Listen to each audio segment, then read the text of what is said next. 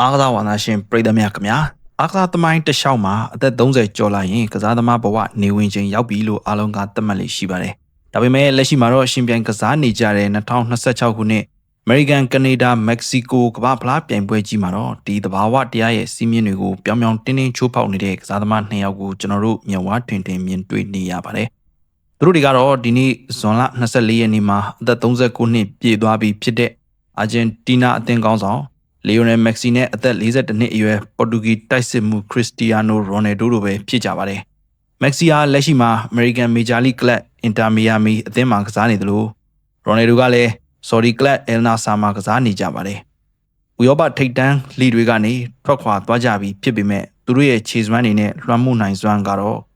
ဘာအကြီးကျယ်ဆုံးစင်မြင့်ထက်မှာအနည်းလေးမှရော့ကျသွားခြင်းမရှိသေးပါဘူး။မက်ဆီအတွက်ဒီ2026ကမ္ဘာဖလားဟာသမိုင်းဝင်မှတ်တိုင်တွေစိုက်ထူခဲ့တဲ့ပြိုင်ပွဲဖြစ်လာပါတယ်။အမေရိကန်နိုင်ငံကက်ဆစ်စီတီအားကစားကွင်းထဲမှာအာဂျင်တီးနားပရိသတ်တွေရဲ့ရှေ့မှောက်မှာအုပ်စုအပွင့်ပွဲစဉ်အယ်ဂျီးရီးယားကို3-9ပြတ်နဲ့အနိုင်ရရှိခဲ့တဲ့ပွဲမှာမက္ကဆီကဟက်ထရစ်သွင်းယူခဲ့ပါတယ်။အဲဒီနောက်ဩစတြီးယားနဲ့ကစားခဲ့တဲ့ဒုတိယပွဲစဉ်မှာလည်းသွင်း2ထပ်မံသွင်းယူခဲ့ပြီးတော့အာဂျင်တီးနားက2-9ပြတ်နဲ့အနိုင်ရရှိစေခဲ့ပြန်ပါတယ်။ဩစတြေးလျနဲ့ပွဲစဉ်မှာဆိုရင်မက္ကဆီကဘောလုံးကင်လိုက်တိုင်းတကွင်းလုံးကပရိသတ်တွေအသက်ရှူတန်းရပ်သွားသလိုခံစားစီခဲ့ရပြီးတော့သူ့ရဲ့ဘယ်ချီကနေထွက်ပေါ်လာတဲ့လှပတဲ့ကန်သွင်းချက်တွေကိုဂိုးပိုက်ထဲဝင်သွားချိန်မှာတော့အားပေးတန်တွေကကွင်းကြီးတစ်ခုလုံးပဲ့တင်ထပ်သွားစီခဲ့ပါတယ်။ဒီသွင်းဂိုးတွေကြောင့်မက္ကဆီကကမ္ဘာဖလားသမိုင်းတစ်လျှောက်သွင်းဂိုး18ဂိုးအထိရှိလာခဲ့ပြီးတော့ဂျာမနီတိုက်စစ်မှုမီရိုစလက်ကလိုဆေးတင်ရှိခဲ့တဲ့16ဂိုးစံချိန်ကိုကျော်ဖြတ်ကကမ္ဘာဖလားသမိုင်းမှာဂိုးအများဆုံးသွင်းယူထားခဲ့သူအဖြစ်စံချိန်တင်လိုက်ပြီးဖြစ်ပါတယ်။တစ်ဖက်မှာလည်းသူနဲ့အတူပြိုင်ဘက်ဖြစ်တဲ့ရိုနယ်ဒိုအတွက်ဒီပြိုင်ပွဲအစဟာချောမွေခဲ့ခြင်းမရှိခဲ့ပါဘူး။အုပ်စုကေရဲ့ပွဲစဉ်မှာပေါ်တူဂီအသင်းဟာဒီယာကွန်ဂိုအသင်းကိုတကိုးနဲ့တရေကျခဲ့ပြီးတော့ရိုနယ်ဒိုရဲ့ခြေစွမ်းဟာလည်းအတော်လေးဝေဖန်ခံခဲ့ရတဲ့အနေအထားဖြစ်ခဲ့ပါတယ်။နီးပြရောဘတ်တိုမာတီနက်စ်အနေနဲ့42နှစ်အရွယ်ရှိပြီဖြစ်တဲ့ရိုနယ်ဒိုကိုပွဲထွက်လူစင်းကနေဖက်ထုတ်တင်ပြီးဆိုတဲ့ဝေဖန်သံတွေဆူညံခဲ့ပြီးနောက်မှာတော့ရိုနယ်ဒိုကိုယ်တိုင်အတွက်ကော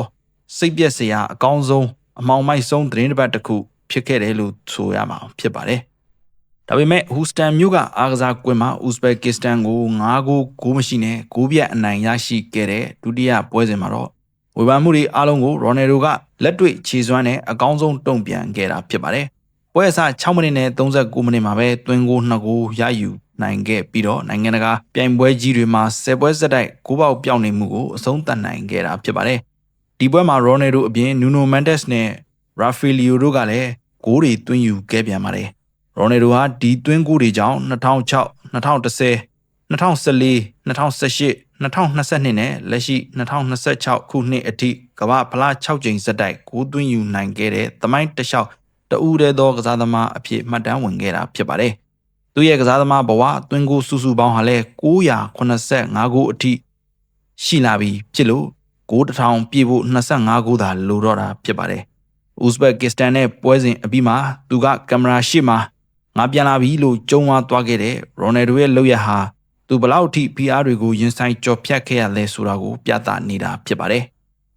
မန်ယူအသင်းပေါ်ဟောင်းဝိန်ရိုနီကတော့ရိုနယ်ဒိုဟာဝေဖန်မှုတွေကိုအမြဲတမ်းဒီလိုတုံ့ပြန်တတ်သူပါလို့သူက BBC သတင်းဌာနကိုသုံးသပ်ပြောကြားခဲ့ပူပါတယ်။ပေါ်တူဂီနီးပြမာတီနက်စ်ကလည်းကစားသမား2ယောက်စလုံးဟာအချင်းချင်းရဲ့ပြိုင်ဆိုင်မှုကြောင့်ပဲဒီအသက်အရွယ်ဒီအကောင်းဆုံးခြေစွမ်းတွေကိုပြသနိုင်တာပါလို့ဝန်ခံခဲ့ပါတယ်။နီးစနစ်ပိုင်းအရာကြည့်မယ်ဆိုရင်တော့ဒီကစားသမား2ယောက်စလုံးဟာသူတို့ရဲ့ကစားဟန်တွေကိုအသက်အရွယ်နဲ့အညီလက်ရောညီထွေပြောင်းလဲလာခဲ့တာကိုတွေ့ရပါတယ်။အသက်35နှစ်နောက်ပိုင်းမှာမက္ကဆီဟာနိုင်ငံအသင်းအတွက်ကမ္ဘာဖလားပွဲစဉ်6ပွဲမှာ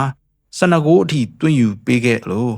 လူငယ်ဘဝတုန်းကလိုတကူတော်ဆွဲပြေးတာမျိုးတွေရော့ကျသွားပေမဲ့ကွင်းလယ်ကနေဘောလုံးဖြန့်ဝေမှုနေရာယူအဆုံးတတ်နိုင်စွမ်းတွေကတော့ပိုပြီးထက်မြက်လာတာကိုတွေ့ရပါတယ်။တစ်ဖက်မှာလည်းရိုနယ်ဒိုဟာတောင်ပန်ကစားသမားဘဝကနေပယ်နယ်တီဧရိယာအတွင်းမှာအခွင့်အရေးကိုအမိရယူနိုင်တဲ့တိုက်စစ်မှုစစ်အဖြစ်အသွင်ပြောင်းလာခဲ့ကြပါတယ်။